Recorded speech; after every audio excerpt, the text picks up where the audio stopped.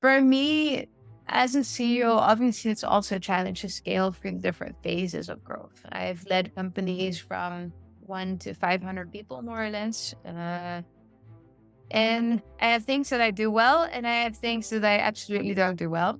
And generally, my strengths are more on the vision and strategy and inspiration and, let's say, public relations side.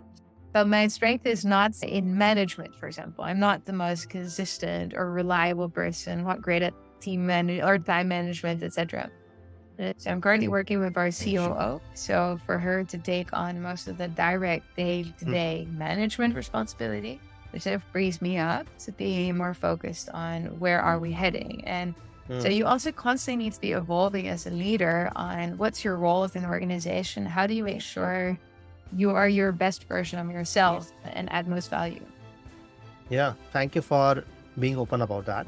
So my question to you would be, when did you realize that this is something I do very well and this is something which I don't do or I don't want to do?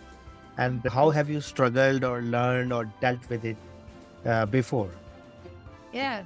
Yeah, I think it's a lifelong learning journey. And that also makes entrepreneurship or leadership roles so interesting because I don't think there's any point where you get to the point where you've truly arrived and you're Hmm. all knowing. So I've started going through different leadership experiences, started to realize, oh, my superpowers. I call superpowers things that you do 10x better than somebody else. And I think it's very important to know your superpowers to really understand what are the things that I get energy from, and then I'm particularly good at, and those are really the things where you thrive. And I yeah, so for me, what I said, that's really in storytelling and strategy and vision. But that the average visionary really sucks at day-to-day management. Thank you for sharing that once again and being open about that. It can present not just like tactical challenges from a company or a leadership level, but also an emotional level because Yeah. you think that as a CEO you're supposed to do something, Yes. but then you don't either want to do it or you're not good at it.